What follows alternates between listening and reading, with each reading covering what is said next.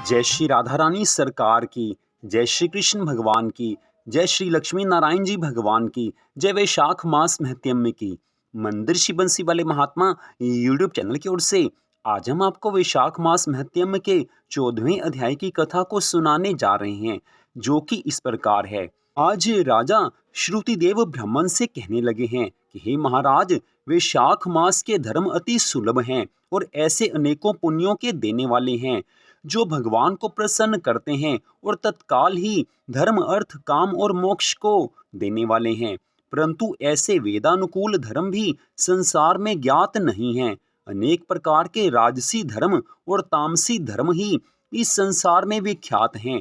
इसका क्या कारण है, ये बताने की कृपा कीजिए। श्रुतिदेव ब्राह्मण कहने लगे हैं कि हे राजन, संसार में भोगों की इच्छा करने वाले मनुष्य अधिक संख्या में हैं। इसलिए रजोगुण और तमोगुण अधिकांश में पाया जाता है, परंतु बहुत थोड़े मनुष्य ऐसे हैं जो केवल स्वर्ग के अभिलाषी हैं तथा मोक्ष प्राप्ति के साधन करने वाले तो और भी कठिनता से मिलते हैं। इसलिए राजस और तामस कार्य अति प्रसिद्ध हैं, किंतु सात्विक धर्म बहुत कम जो कि भगवान को प्रसन्न करने वाले हैं। यह धर्म क्योंकि इच्छा रहित है, इस कारण इससे लौकिक और परलौकिक सुख के साधन होते हैं। वैष्णवी माया से मोहित होकर मनुष्य इसको नहीं समझता। जैसे आधिपत्य के प्राप्त होने पर मनुष्य के मनोरथ पूर्ण होते हैं, परंतु वैशाख मास के सब धर्म सात्विकों के लिए कहे गए हैं और यही सतोगुणियों का धर्म है। इस पर एक पुरातन इतिहास से कहता हूँ। इक्ष्वाकु वंश में नृगपुत्र एक बड़ा यशस्वी अक्रोधी ब्राह्मणों का मान करने वाला राजा हुआ है। एक दिन वह शिकार खेलता हुआ वशिष्ठ जी के आश्रम में जा पहुंचा। वहां पर उसने देखा कि आश्रम के मार्ग में वशिष्ठ जी के शिष्य ने कहीं प्याऊ लगा रखी है, कहीं छाया मंडप बना रखा है, कहीं बावली साफ करवा रहे हैं, कहीं बैठे हुए लोगों पर पंखे से हवा कर रहे हैं, कहीं सुगंधित वस्तुएं और फल बांट रहे हैं। मध्याह्न काल के समय छत्री दान कर रहे हैं, सायंकाल को पीने की वस्तुएं दे रहे हैं, कहीं पान और कहीं कपूर आंखों में लगा रहे हैं। कोई वृक्ष की छाल को स्वच्छ कर उसको ठंडा करने के लिए बालू मिट्टी बिठा रहे हैं, कोई वृक्षों पर झूल रहे हैं। राजा ने उनसे पूछा कि तुम कौन हो और क्या कर रहे हो। उन्होंने उत्तर दिया है कि हम महर्षि वशिष्ठ जी के शिष्य हैं और उन्हीं की आज्ञा से वैशाख मास के धर्मों को कर रहे हैं। राजा ने फिर पूछा कि इन धर्मों के करने से कौन से देवता प्रसन्न होते हैं और क्या फल मिलता है। वह कहने लगे कि हे राजन, हम अपने गुरु महाराज की आज्ञा से यह सब कर रहे हैं। हमको इस समय कुछ बताने का अवकाश नहीं है, अतः आप हमारे गुरु जी से ये सब बातें पूछ सकते हो। शिष्यों की ये वार्ता सुनकर वह महायशस्वी राजा संपूर्ण धर्म के तत्वों को जानने वाले श्री वशिष्ठ जी के आश्रम की तरफ चल दिया है। उनका आश्रम विद्या और योग का स्थान था। राजा को अपने आश्रम में आया देखकर ऋषि ने अत्यंत प्रसन्नचित्त होकर साथियों सहित राजा का अतिथि सत्कार किया है।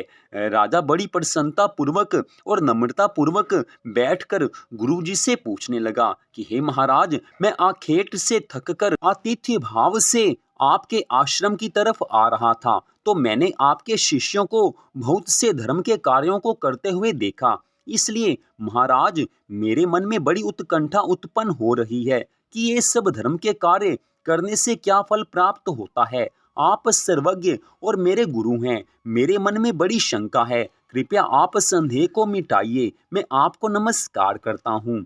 वशिष्ठ जी महाराज कहने लगे हैं कि राजा, ऐसा प्रतीत होता है कि तुम्हारे पुण्य फलीभूत हो रहे हैं, जो कि तुम्हारा मन और बुद्धि भगवान की कथा और उनके धर्म के तत्वों को जानने में लगे हैं। तुम्हारी बुद्धि अत्यंत पवित्र और सुशिक्षित है। जो प्रश्न तुमने किया है, हम हर्षपूर्वक इसका वर्णन करते हैं। इसके सुनने मात्र से बहुत से पापों का नाश हो जाता है। जो सब धर्मों को छोड़कर विषयासक्त हो जाता है, वह भी यदि प्रातःकाल वैशाख मास में प्रतिदिन स्नान करे तो भगवान का प्रिय हो जाता है। जिसने धर्म के सब कार्य सांगोपांग किए हों, किंतु वैशाख मास का आदर नहीं किया हो तो भगवान उससे दूर ही रहते हैं। जिसने वैशाख मास बिना दान तथा बिना स्नान खो दिया, वह इस कर्म से चांडाल की योनि में जन्म लेता है। वैशाख मास के पावन समय में जो मनुष्य श्रद्धा भावना से भगवान का थोड़ा सा भी पूजन करते हैं, भगवान उसी से प्रसन्न हो जाते हैं। अधिक धन और अधिक परिश्रम भगवान नहीं देखते। वैशाख मास के धर्म अति सुगम हैं तथा भगवान को प्रसन्न करने के लिए उनमें श्रम भी थोड़ा और व्यय भी अधिक नहीं करना पड़ता। इसलिए जो मनुष्य वैशाख मास के धर्मों का पालन नहीं करता, वह दंडनीय है। इस प्रकार ऋषि ने राजा को सब शास्त्रोक्त वैशाख मास के सब धर्म समझाए हैं। तब राजा सब धर्मों को सुनकर तथा यथा उचित गुरु महाराज की पूजा करके अपने घर चला गया और घर पहुंचकर वैशाख मास के सभी धर्म कर्म के नियमों का पालन करने लगा है। तो यहीं पर आज की इस कथा का विश्राम होता है। तो आज की इस परम सुंदर कथा को सुनने के लिए आप सबका हार्दिक धन्यवाद।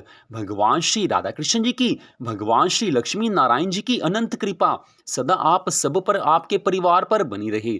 इसी मंगल कामना के साथ जय श्री राधा रानी सरकार की, जय श्री कृष्ण भगवान की, जय श्री लक्ष्मी नारायण जी भगवान की, जय वैशाख मास महत्यम की। जय जय श्री राधे, जय जय श्री राधे, जय जय श्री राधे श्याम।